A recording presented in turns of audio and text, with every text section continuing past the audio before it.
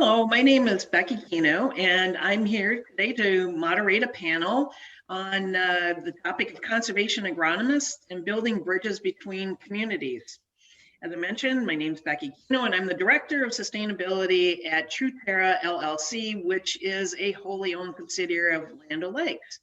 I lead development of private-public partnerships with all levels of government organizations, as well as with conservation organizations and industry associations, for the purpose of us working together collectively to increase beneficial environmental and economic outcomes for farmers.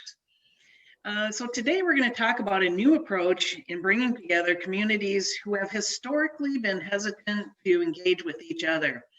Those would be, conservation organizations, federal, state, and local governmental agencies that specialize in soil and water conservation, and agricultural retailers.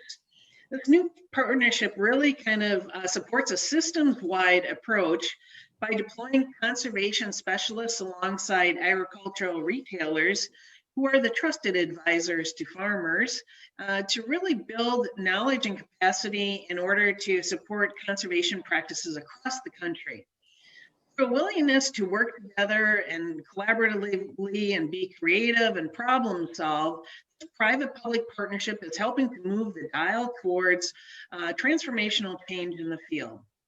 So next I'd like to have our panelists introduce themselves, and I'll start with Dave Gagner.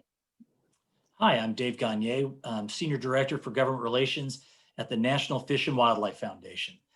My role at the foundation is trying to put together these public-private partnerships from both the government end as well as ag organizations across the country. Thanks, Dave. And next, Chad Bloom. Hi, Becky, and hello, everybody. My name is Chad Bloom. I work with Pheasants Forever and Quail Forever. We're a nationwide conservation organization. I'm a development officer that leads our sustainability partnerships in this arena. Thanks, Chad. And Kaitlin Gibbons. Hello, everyone. I'm Kaitlin, and I'm a conservation agronomist for Franklin County Conservation District in conjunction with Ottawa Co-op and the Truterra Insights Engine to bridge the gap between public and private sector in adopting and accelerating conservation programs. Thank you, esteemed panel. All right, Dave, first question for you. Briefly, tell us about the role that NFWF plays in funding these conservation agronomist positions, and what is really the value that NFWF sees to the mission of their organization in partnering with these other organizations and making money available for these conservation agronomists. So thanks, Becky, and thanks to Truterra for the panel and for the sponsorship of this partnership. Why does NFWF do what we're doing on this and some of our other activities? Congress formed us back in 1984 to put together public-private partnerships. This is in our wheelhouse.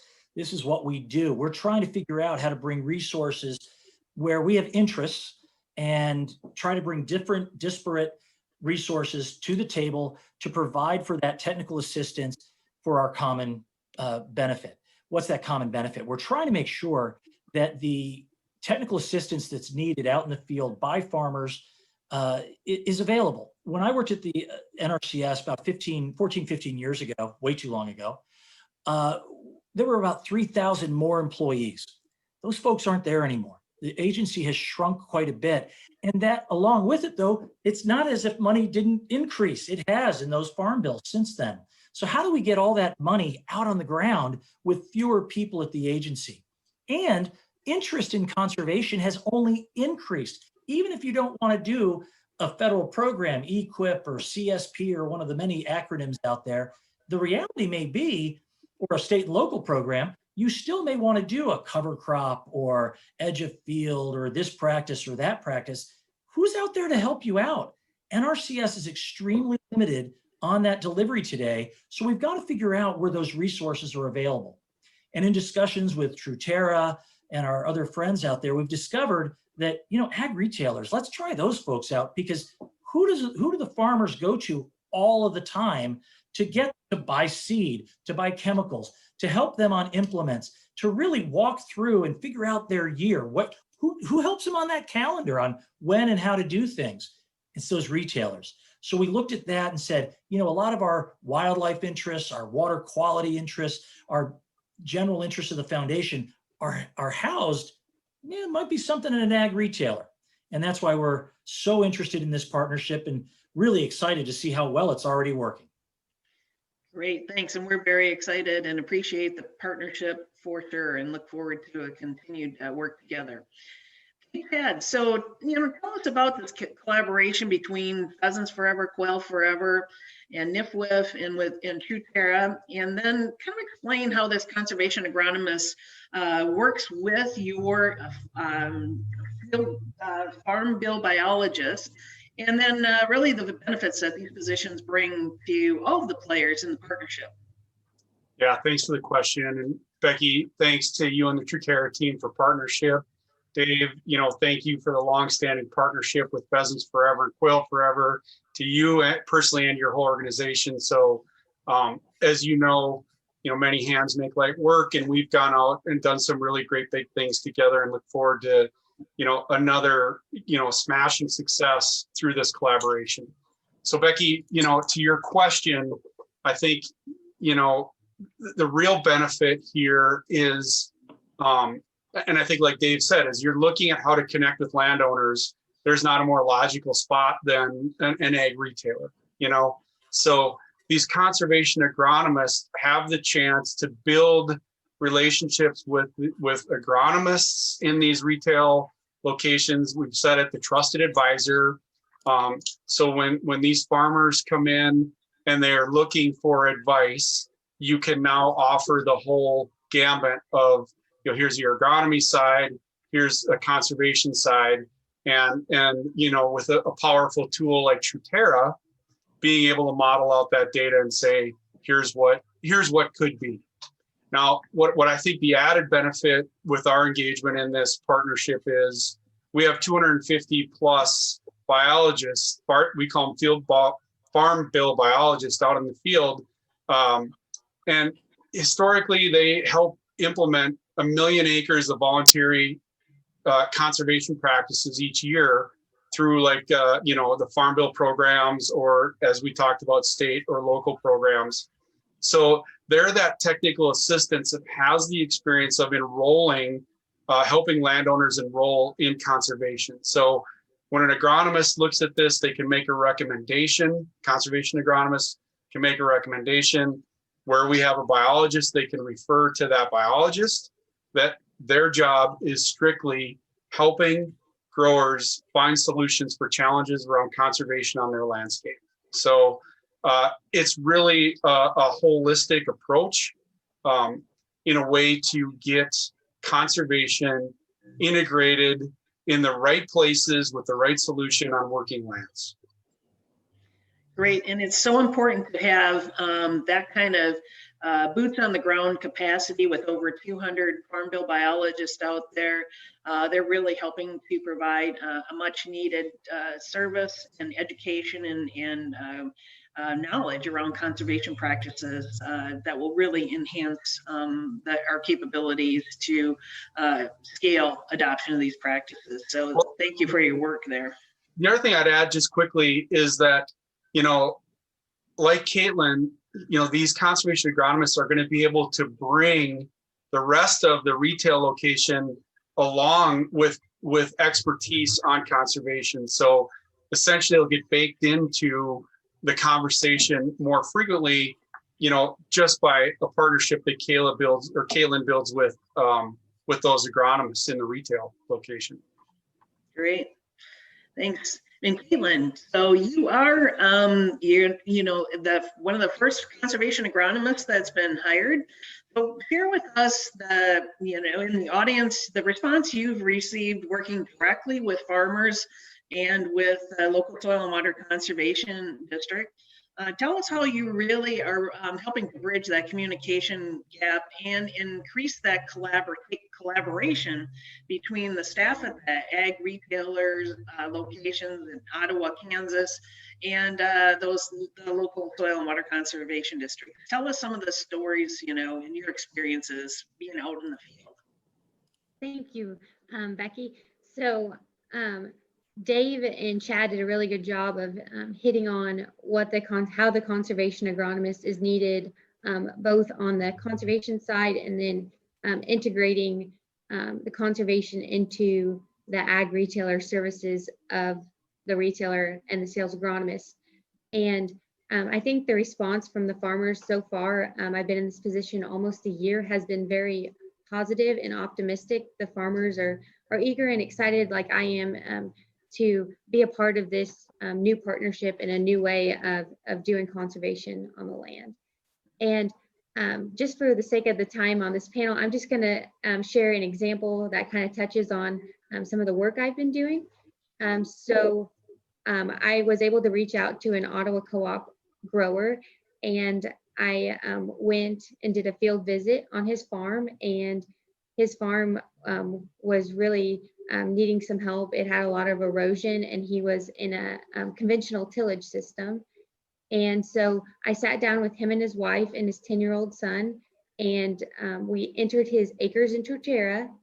And with the Insights engine, he was able to see where his farm was at, kind of a baseline.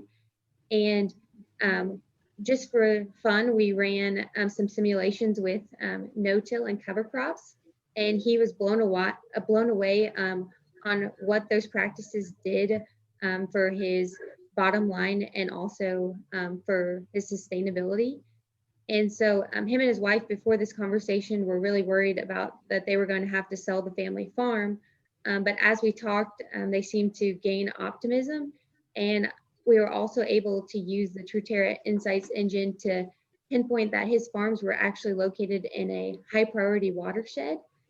So from there, I helped him and his wife sign up for both EQIP and watershed incentives programs. So hopefully he will for sure be switching to no-till and implementing cover crops, but hopefully he'll be able to have that added financial incentive that will help him and his family stay farming on the land, and also allow his son to become the 5th generation on that farm. So it was really cool to see that it just wasn't about profitability, but also keeping the land for the next generation. Mm-hmm. Thank you, Kaitlin. That's a great story. And those are the kinds of stories we want to continue to hear. And that's exactly where we want the program to go, is to really help more farmers like that and work one-on-one with them to see the opportunities for the improvement.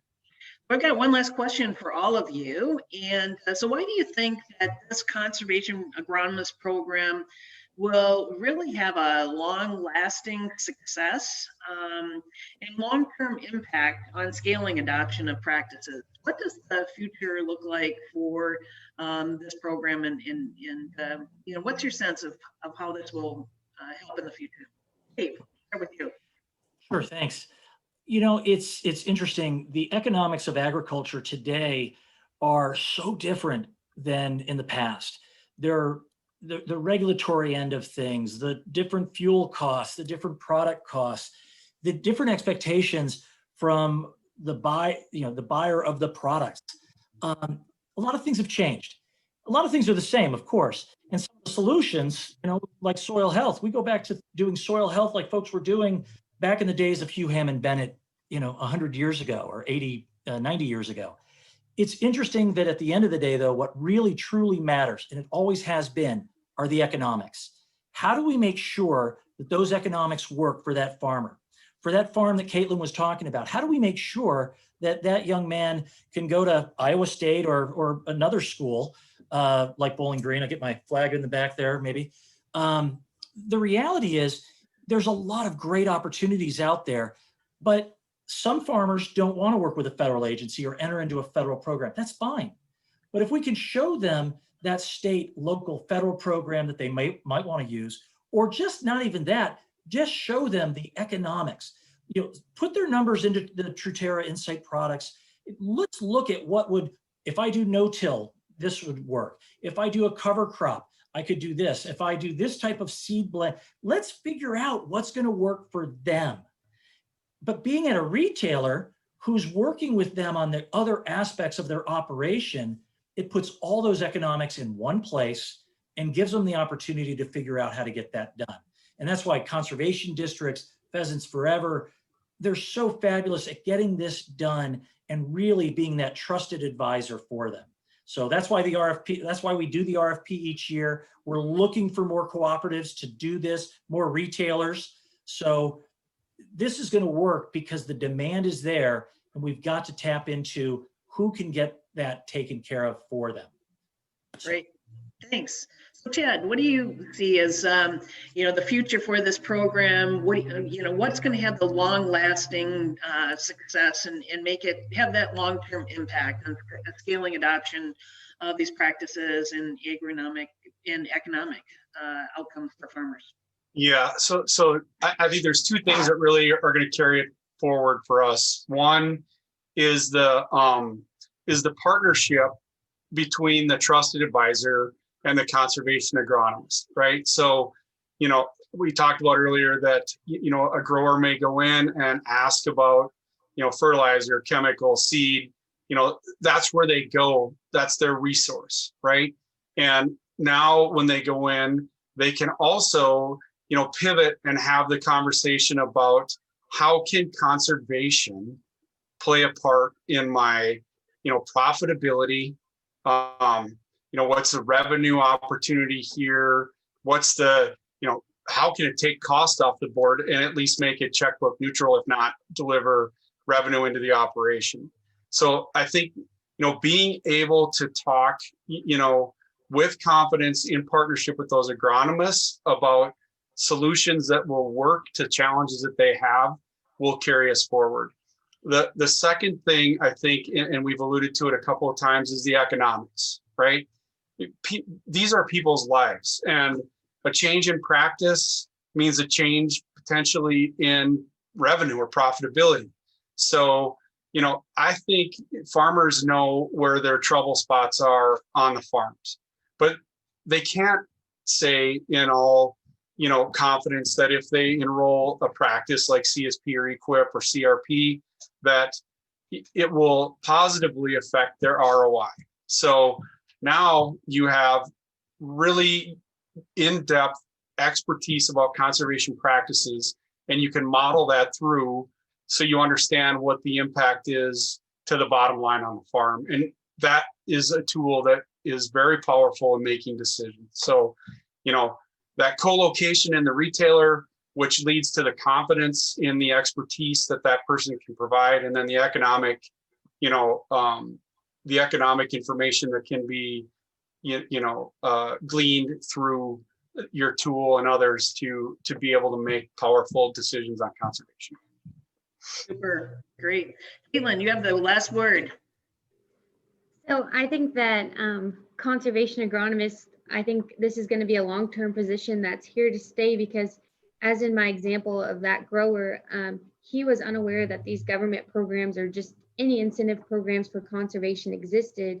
He was just kind of unaware. And I think there's a lot of growers like that across the country, across the landscape, that just are misinformed about programs. And like Dave said, there is plenty of funding out there. We just have to get these growers into it. And I think within my role, it allows me to be the agronomic expert and to provide a little more hands-on with them and hold their hand through the application process, because it also allows NRCS to be more efficient in their customer service, because they have more boots on the ground like me, and where I can focus more time with the grower, helping them actually fill out the application.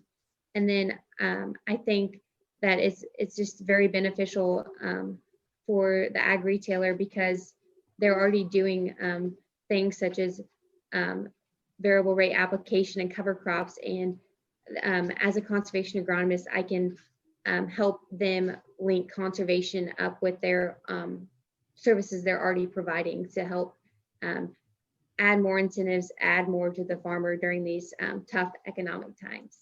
Great. Thank you to all of our panelists, and to the, I also want to thank the NRCS, the National Association of Conservation Districts, Pheasants Forever, NFWF, and Pheasants Forever and Quail Forever, and to those ag retailer leaders who are participating in this program. Now I'd like to open it up for any questions that the audience may have.